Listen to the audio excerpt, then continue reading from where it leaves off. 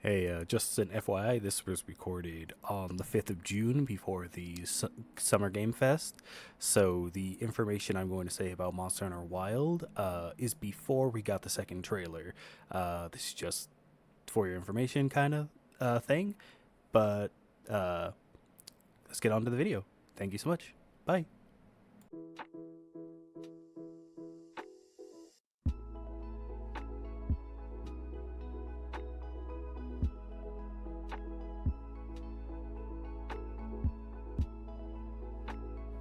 Hello, mortals. How are you doing today? So today, I forgot to do my little task things before I started. I knew I forgot something. So my plan today is purely Monster Hunter based. So starting by finishing my top 10, because I started doing shorts on my top 10s, but I never finished. I only got like halfway through before I lost all motivation, and even then it took me like a month to just do one short. So yeah, I want to finish that, so I might as well do it here. We're gonna start from 10. I'll go all the way down to 1, just because, why not. And the next, I want to talk about what I've seen and what I like about Wild so far, because why not? Why not? I'm not a reaction channel or anything, but I want to talk about like some cool stuff that I've seen with Wilds and where I think it's gonna go. But yeah, also where I want to go, which is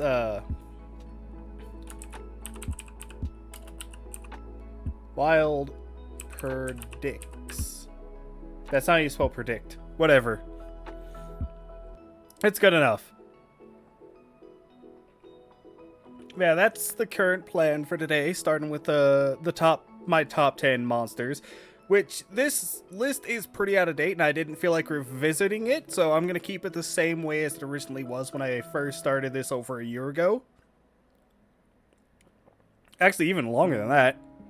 I think I made the list before the final DLC thing for Monster Hunter Rise was released with All Mother Narwa. But anyways, we're going to start back at the top of the list with number 10, that being Zinogre. Zinogre is a really, really cool design. Like, also, didn't Zinogre win the top 10 or the top monster of all time list that Capcom just did? I'm pretty sure it won, right? Which, that's crazy. I like Zinogre. I know a lot of people like Zinogre. I didn't expect it to become number 1 on the polls. That's outrageous. And yeah, once again, as I said in my short, he has such a cool ecology thing with him too, of having a symbiotic relationship with the vulgar bugs. And it's so cool. It's so fucking cool, dude. I love it. I love it. It's so great. Honestly, there's not too much for me to say about Zinogre. Zinogre pretty much speaks for itself. If anything that would make it higher is the fact that it's the lone wolf archetype, which it's not a bad archetype, but it's not my favorite. And because of that, Zinogre is a bit higher on this list. If it wasn't a wolf, or if it wasn't a lone wolf, I'd probably end up putting it a lot higher. But yeah, that's number 10. And then we go to number 9, Anjanath, the not flagship of World. What I mean by not flagship of World? Well, Anjanath was to basically showcase to show how cool Monster Hunter World was going to be before its release. Not only that, Capcom and the Monster Hunter team kinda treats it like a flagship. Like, have you seen its kinship attacks in Wild? That shit's fucking... They put so much effort into Anjanath's kinship, and it's so cool. Like, you cannot tell me he does not have, like, a flagship kinship attack. Like, I love Anjanath, dude. And it's funny, because originally, I really did not like Anjanath. He was just... when I first saw him, my brain literally went, that's not a Monster Hunter monster. But after seeing him more and more and more, he grows on me so much. I enjoy Anjanath. He's definitely probably gonna stick within my top 10 for a while. I don't think he's ever gonna rise, but I don't think he's gonna pop out for any time now. Though I say that, looking at what happened in Sunbreak and what could be happening in Wilds, there's some good stuff that's not on this list, and some future monsters that may end up on this list. Like, oh my god, fucking Primordial Malzeno, that's probably one of the coolest final bosses in Monster Hunter, full stop. Like, he's so fucking cool, dude. I love it. And then, yeah, that's pretty much all I have to say about Anidef. I love his, like, little bully personality. How he's less of a true apex predator and more of a predator that fucks with those below him on the food chain. I love it. He's fucking Raging Tyrant. Speaking of Raging Tyrants, Tigrex, because I'm not saying Tigrex. Fuck you. Tigrex is possibly the monster that made me truly fall in love with the series, I would say. Because my first game that I truly played was Freedom Unite. And in that, the story mode, obviously, you fight, it's heavily linked with Tigrex. And I, of course, because I was a teenager at the time, at least I think I was a teenager at the time, I might have been in my early 20s. Point being, is Tigrex, or I ended up choosing Greatsword as my main weapon. And with that, Tigrex was like, I swear to God, Tigrex was designed to be fought with a greatsword, because the dance of death that you two end up doing is so perfectly linked with each other. Like, it was such a great feeling. And even back then, like, I don't hold, like, gaming experiences, like, too close to my heart, but I remember the feeling of fighting a Tigrex and how proud it made me feel to do good enough to kill it the first time. Oh, that was the shit. Oh, I miss that feeling. And then, that's not even considering Tigrex's actual idea. Hey, we're just gonna give a T-Rex arms. Get rid of its one weakness, because that's needed. Honestly, I love Tigrex's design. God damn it. Tigrex's design so much, dude. It's so good. It's so simple, yet the true embodiment of power. Fuck his two brothers, Nargacuga and Barioth. They're not as cool. Although Barioth is literally cooler, but you know what I mean. And then after that, we go on to the 7th, which is Rastareza Sinatar. Which, honestly, I loved the fucking short that I did of this, but that was also just because the glorious Common T-Shark did a little video with them. With the crabs, with the crab dance, crab rave. It was great. And yeah, Rastareza is definitely the coolest crab in the entire series. Like, not even close. Because, oh, excuse me. Not only is this design simplified, it's just a normal Ceanataur with a different skull on its back. But that small thing gave it such a diverse moveset compared to its normal set of moves. But also, oh my goodness, it shows off something that is so lacking with so many monster games, and that is the monsters aren't stupid. The monsters aren't just mindless murder machines. They are actually capable of being intelligent and clever and thinking things out, because there's no way he accidentally figured out that he could sharpen his claws on the gelatinous skull. There had to be a thought process behind that, and that's what makes me love Rastareza so much over the other crabs in the series. Because, once again, intelligence is so rarely seen in monster games for monsters. Whenever I see it, I always applaud it. Like the Griffin in Witcher 3. Never finished that game. I don't think I got past the starter area. But I did enjoy that the Griffin wasn't just a mindless murder machine. It was feeling the sadness of loss and rage.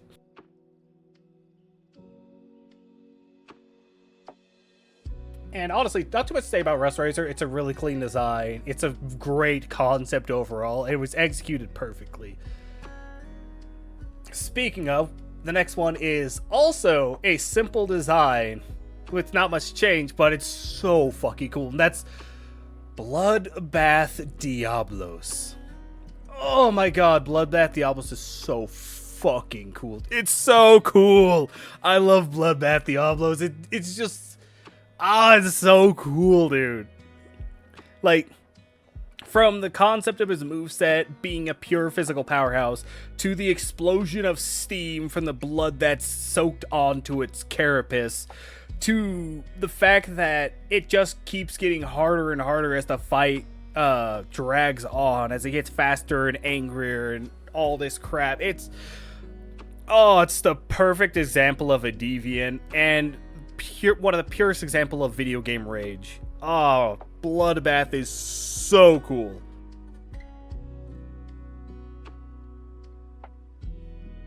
Next, we have one whose name I'm going to fail to pronounce, which is Moru Dominatu? Moru Dominatu. That's definitely wrong, but basically this is a Elder Dragon that appeared in the Japan exclusive phone game for Monster Hunter that happened so many years ago.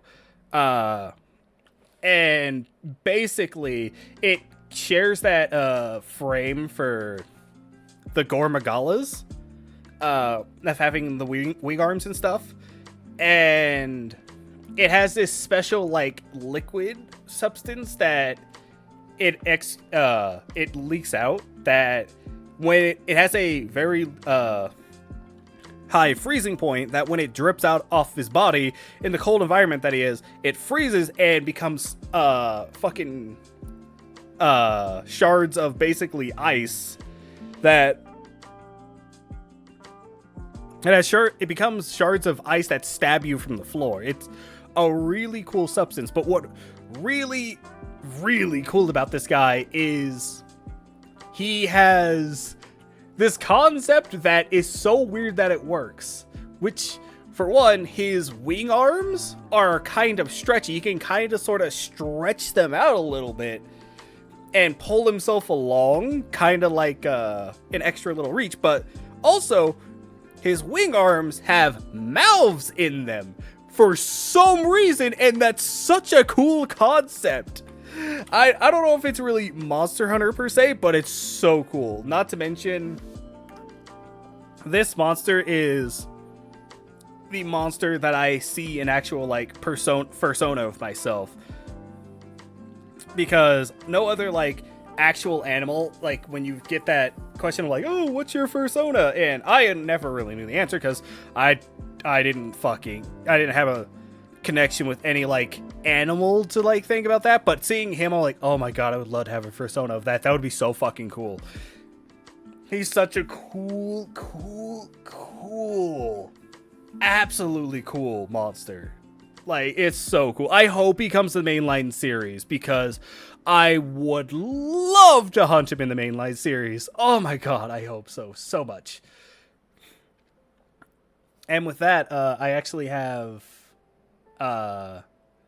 now finished what I've done with shorts. I've done to 10 to 5, and the next 4 have no shorts.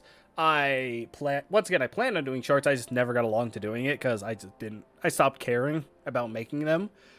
But number 4 is I don't know, it made me realize that looking at the monsters on the wiki didn't do them justice to actually seeing them in game, which is Devil Joe. Devil Joe is one of those monsters that's like it looks like it's designed by a 13-year-old on crack, but it works. If for some reason this T-Rex with rows of teeth going down its back works so well. Like, oh my god, dude. Not to mention, it was the first time I felt true fear when playing Monster Hunter, which I don't think I've experienced that very often, honestly. Like, I think I kind of sort of was scared with Tigrex. I can't think of any other moment that made me, like, truly scared. But the first time you encounter Devil Joe, it was that moment of, oh, fuck. And I tried to fight him at, like, for a solid, like, 3 seconds. I went, nah, I'm leaving, fam. This ain't for me. And I was not dealing with that at all, dude. His ecology is interesting because it makes biology nerds fight so fucking much.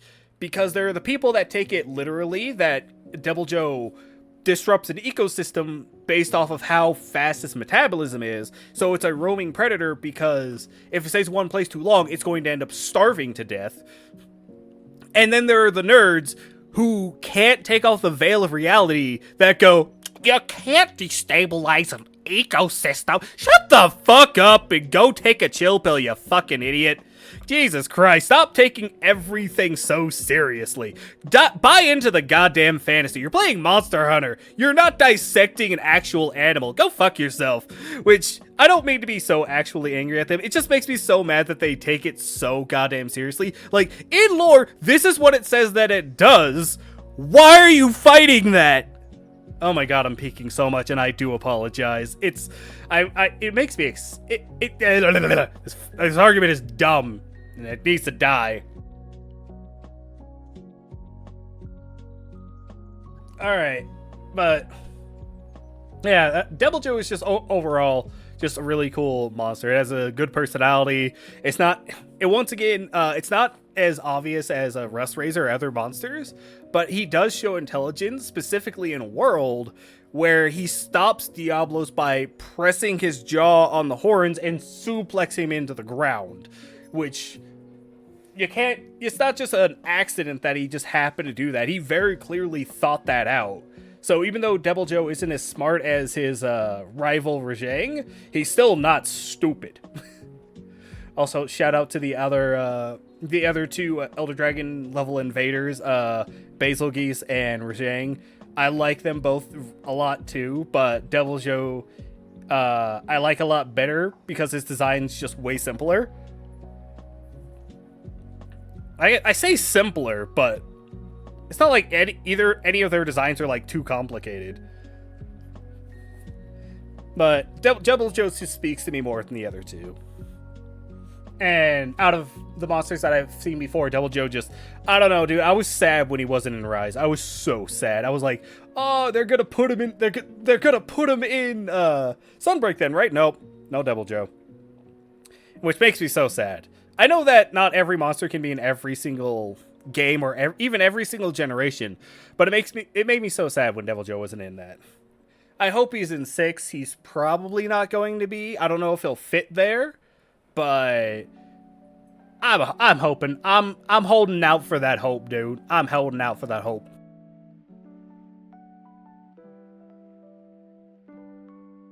All right, and then next we have one of the coolest introduced monsters in the 5th gen, Namiel. Oh my god, Namiel. Like, Namiel is so much what so many people wanted from a monster design in Monster Hunter that it immediately became so many people's favorite monster by just the appearance of it. A lot of people didn't like the fight of Namiel, which, fair, your bloodline is weak, but fair. But Namiel is just so cool. And she fits the Coral Highlands so well. Oh, it's so cool. And then we have honestly, if there's one thing I could complain about Namiel and why she's probably not higher for me, is the fact that she has electrical powers. The electrical powers really subtract from Namiel's design for me. Not because it doesn't fit, but because Just having an actual pure water Elder Dragon would have been really, really cool. Especially since we barely have any water monsters in general in the Monster Hunter franchise. And that's why the electrical attacks kinda weaken her for me, honestly. But she's so pretty. She's so terrifying. Namielle is such a good design. Such a good Elder Dragon. I enjoy Namielle. She might be dropped down in the future once the hype dies down for me. But for now, she's really fucking high. Because, Namielle. Then, of course, the penultimate monster is not Elder Dragon level, is above that, Black Dragon level. Even though this one is not a black dragon. He's a gentle sailor. Is that cringy or is that meme still good? In case you didn't get the meme, the monster is Safi Jiva, which I know that a lot of people, me included, are upset that it lost the more alien design that Xenojiva had. But that classical red dragon in Monster Hunter fits so stupidly well, dude. I do wish they kept the black skin that they were, or the black scales that they were originally going to go for, because its space star pattern on its wings would have popped so much better on the black than it does the red. But even then, it's such a good mod. Oh, and Sapphire the Emperor. Oh, it's so good. God, I am peaking so goddamn much. I am apparently really loud today.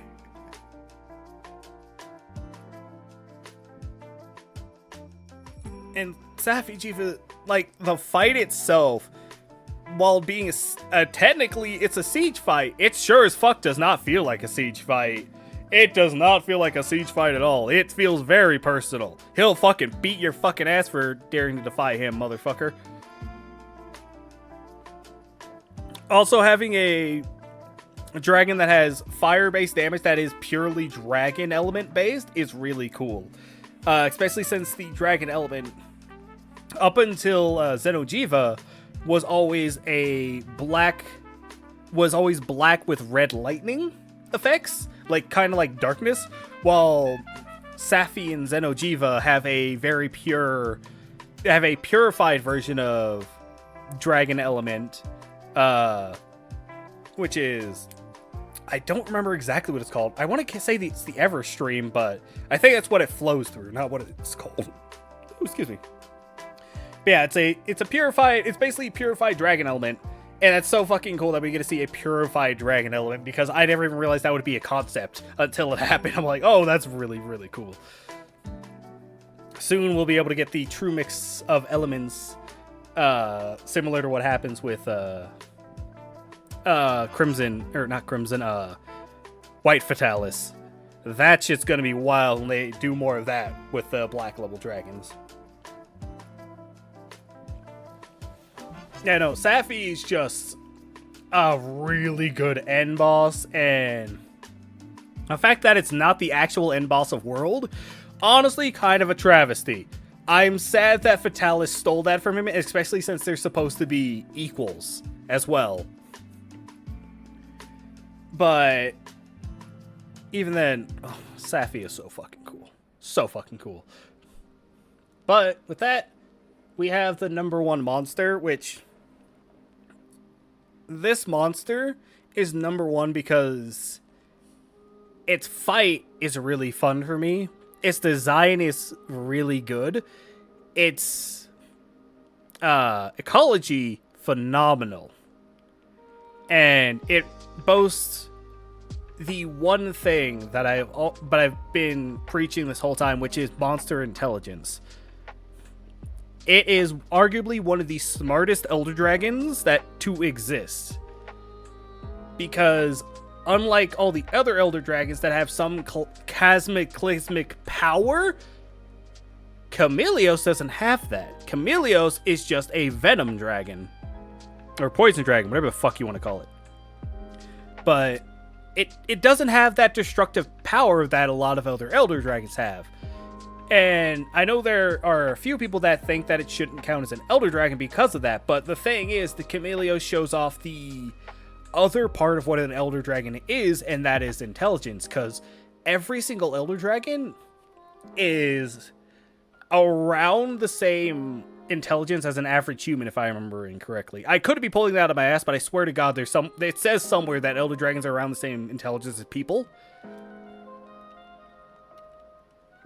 The point being, they're supposed to be really, really smart compared to just normal animals, but most of the other Elder Dragons can't really show that off because it's hard to boast show intelligence. It's hard to show craftiness while not taking away from the pure and utter power that they possess. And that's why I really like Chameleos, because Chameleos has to be crafty because it doesn't have that overwhelming power and force. Because it doesn't have destructive winds, it doesn't have destructive flames, it doesn't have destructive brute force, it doesn't have some terrifying other element. No, Chameleos has poison and smarts. Oh, also invisibility, because that plays into intelligence very well. You have to know what you're doing when you're turning invisible, otherwise it doesn't do shit.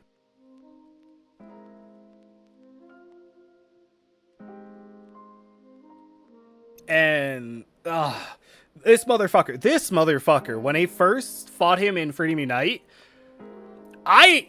his fight was fucking personal for me. It was very personal. This motherfucker, made me so mad when I was fighting him the first time. Made me so fucking mad, dude.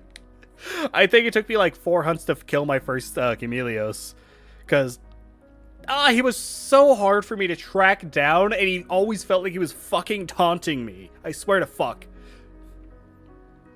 But yeah, that's why Chameleos is my number 1, and that is my top 10 monsters of Monster Hunter. Well, not a pure updated list, but at one point in my life, this was the top 10. It's still relatively accurate. I'd probably shuffle around some Sunbreak monsters in there, 1 or 2, but it's pretty much this is pretty accurate even today. But with that, let's step away from old events and go into new events. Monster Hunter Wilds, because first off, I truly wonder what the maps are going to be, if they're going to be similar to how Monster Hunter's been going, with a one giant map of each location, or if it's going to be what a lot of new gaming article news places they're saying, and it's going to be open world, which as far as we know, it's not open. It has not been confirmed to be open world yet. That's just a buzzword that news sites are just throwing around because of the buzzword. We have no confirmation yet if it's going to be open world or not. It's very likely that it could be, but it doesn't mean that it is going to be. And there's so much else to talk about with World 2, which, for starters, you can take 2 weapons on a hunt. I love that so much. I know there are people who choose only 1 weapon and go with that. I also kind of sort of do that, but I also like playing other weapons as well. I do like sticking with 1, but I also like trying other ones out every once in a while too. Which, on that note, I just remembered a funny thing. So, in Freedom Unite, the first time I went to go kill a Kieran, I read a tip from a random monster, or a random NPC, and he said my personality fitted dual blades, so I was like, alright, sure, I'll try that. So I bought some dual blades, and I went to go fight a Kieran. That was the first monster I fought with dual blades, and ended up killing it. And I'm like, how did I do this? What? And it's not like Kieran's like an easy monster either. Like, Kieran's pretty tough. Not as tough as it is in World, but it's still, like, not an easy fight. The fact that I didn't get a repel, but I got an actual kill was ridiculous. But that being said, I know a lot of people are kind of iffy with Wilds after the last trailer, because the story is so prominent, it seems. And to that I say, shut the fuck up, you motherfucker. This is what we always wanted for Monster Hunter. Honestly, if the only complaint I would have to say that I have with the story so far is they're pulling away from the inherent goofiness that Monster Hunter series always has and going into the actual lore of Monster Hunter, because Monster Hunter itself in lore is extremely fucking serious and terrifying and dark. Like, actual Monster Hunter lore is depressing and dark, dude. It is not a fun world to live in, despite what the games would make you think. Like, if you get isekai to the Monster Hunter world, you're getting isekai a second time. You're not making that unless you're real lucky. Like, I don't know how the heck civilizations actually exist in the Monster Hunter world with how destructive it is. Jesus Christ. Yeah, that's one of the main reasons why I like Monster Hunter is the goofiness. So them taking away that goofiness for being more lore accurate, serious, kind of sad for me, but we'll see how that goes. They might still keep the goofiness in there. We'll see. And on that note, I know this is gonna throw some people off, which is another thing, is the hunter actually talks to people. They have actual voice, and I'm excited for that. Because I am someone who, I don't like silent protagonists when they actually talk to people. That bugs the hell out of me. Like, it's okay to actually have a true silent protagonist that doesn't talk. But if they talk, why have them silent? That defeats the point of the silent protagonist. Like original, or not even original Zelda. Like Ocarina of Time Zelda. Link responds to people. He talks to people. He's had conversations with people. He never talks. And it bugs the fuck out of me. I hate it so much. And I know that's to help link the player with the character, blah, blah, blah. Go fuck yourself. You want me to be linked to the character? Make it an actual custom character so I can self-insert myself. Motherfucker. And then, with Wilds, I think we have confirmed 2 large monsters outside of Rathalos. I guess 3 large monsters, including Rathalos, but 2 new monsters. And a possible 4th one. Which, we're not sure if it's going to be a large... It looks like it's going to be a large monster. It looks really big. It's the, Leviathan. It's a possible sand Leviathan or sand snake. That's in the last trailer, in the sandstorm, electrical sandstorm thing. It, like, wraps around the bear and the bear tosses it. Which, also, I don't remember the names for either of the 2 monsters at all. They're very foreign for me, so I think the frog one is, like, the ends with the Adon, but or Cabra, or something like that. I don't remember. But, I guess let's talk about those 2 then. Let's start with the frog, which, despite being an amphibian monster, is using the fanged beast gorilla frame, which fits very well for a frog, surprisingly. Like, I recognized it as the fanged beast skeleton right away, but it still fits an amphibian frog so well, especially one that's so small. Like, he's surprisingly not that big, honestly, which isn't a bad thing, but I expected it to be bigger. Who knows? Maybe it's just a baby. Maybe we'll see the papa later. I doubt it, but it seems like a very good introductory fight. It seems like an actual, like, entry-level raptor monster. Well, it seems like the bear is going to be the Anjanath Tigrex equivalent for this game. Speaking of the bear, holy fuck is its face ugly. It's perfectly adapted for its environment, but holy fuck is it ugly. God damn, it is one ugly son of a bitch.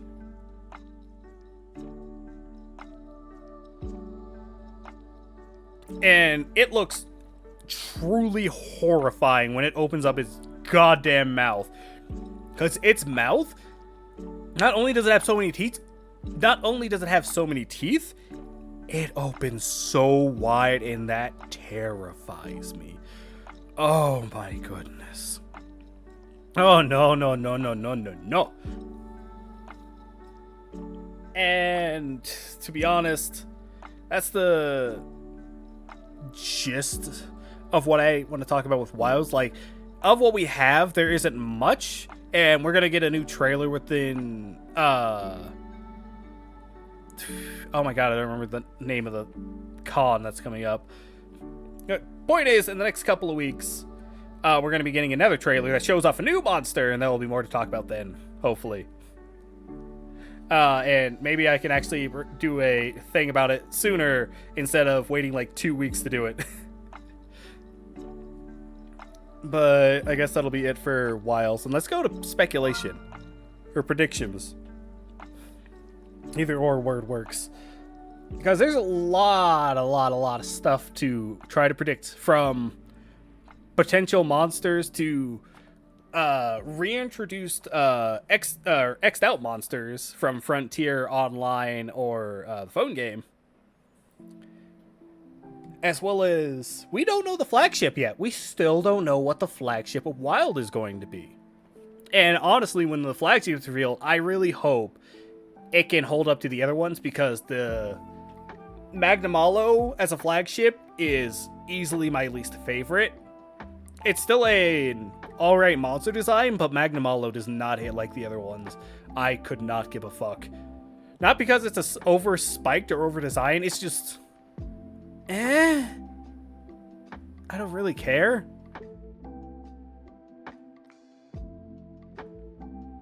And then we have honestly, I'm hoping for, of monsters that I know exist in other games, there are two specifically that I'm really hoping for that are Elder Dragons. One's from the phone game. I don't remember its name, but it's basically an Elder Dragon based off of Anubis. And it uses, in the online, or in the phone game, it uses the new element of Earth Element. And I think that would suit very, very well for the desert environment area, as for an Elder Dragon that lives in the desert. But there's also another one from Monster Hunter Online that I hope for even more, which is the giant floating turtle. I want that so bad. I know there's some people that don't like it, and those people can go fuck themselves. It's so fucking cool. It looks so cool, dude. I want to fight it. I want to actually fight that, because I feel like fighting that thing is going to make it on my top 10. It's so cool. I love its design. I love its fight. Looks really fun. And with how much more mobile Monster Hunter is now, I feel like that fight's going to be way better.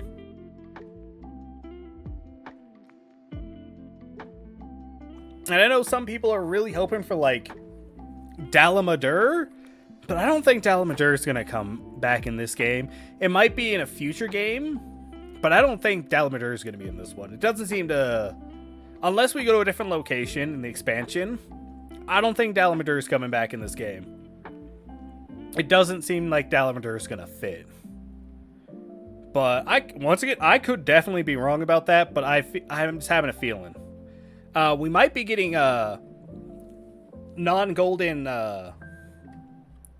Alakaz, though, because Alakaz is basically an apex of their species, where they do the whole stereotypical female mantis eats the male mantis when they reproduce, because the females aren't inherently gold, the males are.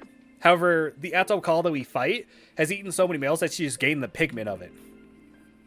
And it would be really cool to see the normal versions of Adalka, rather than the end boss version of her. Because I think that would be just, honestly, I just want more bugs. I want more bug monsters. I know there aren't any bug monsters in my top 10. And honestly, that's just because, I don't know, they just didn't make it. Celta's Cream was really, really close, though. She was really close. She was on the edge with Zinogre. She was butting heads with them. Oh, speaking of bug monsters, Vespoid Queen, I'm hoping for Vespoid Queen. I don't think she's ever coming back, but I hope so. Just be a good game to reintroduce her. Give her like a neat little mechanic. Update her fight and whatnot. That'd be fun. Oh, and speaking of old returning monsters, are we finally gonna get our lost flagship, Legiacris or Legiacris, however you want to say his name? I say Legiacris, but I've heard more YouTubers say Legiacris, but I prefer Legiacris. And I wonder if our boy's finally getting his skeleton fixed so we can have him in the game. I hope so. Our poor boy deserves so much to be in these games. It's a travesty that it wasn't in the last 2 games. Damn you, technological disadvantages.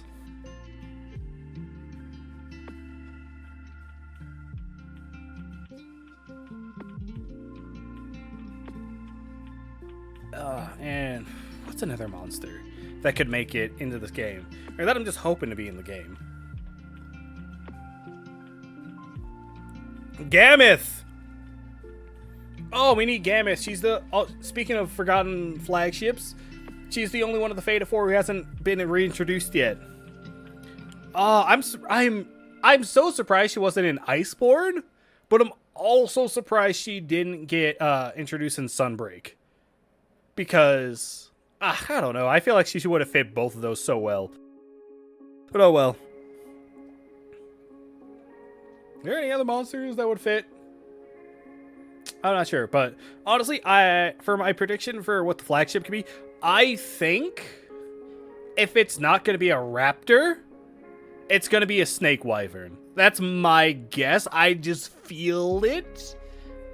And that's just it. It's just a feeling. There's no real, like, explanation or anything. It's just a feeling that I feel like it's going to be a snake wyvern. And if it's not a snake wyvern, I feel like it's going to be a bird wyvern for the flagship.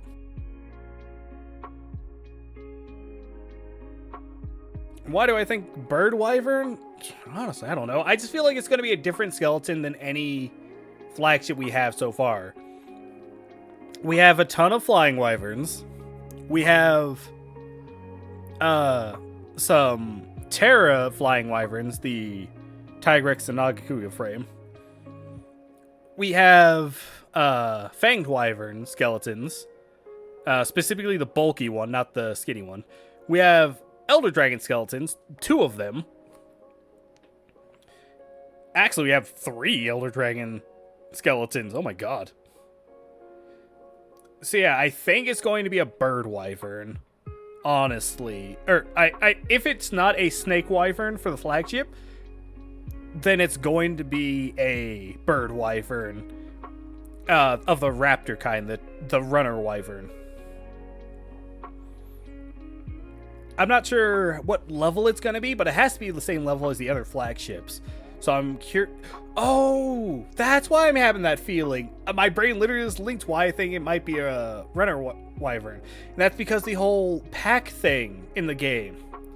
Obviously, with the whole herd and pack thing, a raptor would be perfect for a flagship for that. It would be so perfect for it. Oh, okay, the snake wyvern has dropped down. I think it is going to be a runner raptor. I'm probably going to be wrong, but we'll see. We'll see. And you know what? I think that's going to do it. This is the longest recording I've done, and I'm not sure how well that's going to end up for me. Oh, I'm surprised I can still talk, but we'll do a check mark on that.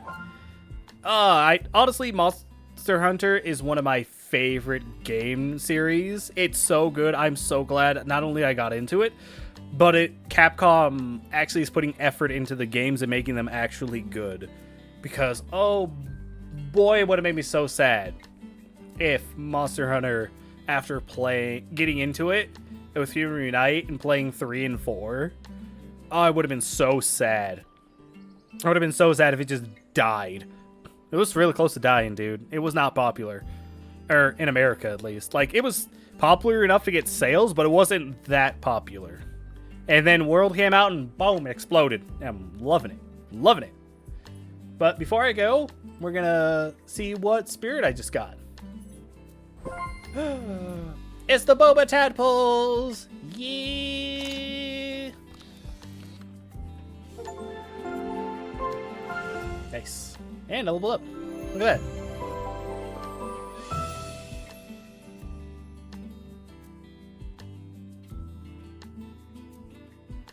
But yeah, that will do it for this recording. If you made it this far, thank you so much for watching. And if you enjoyed yourself, please leave a like. And if you would like to see more content, please subscribe. I hope you have a very lovely day. Goodbye.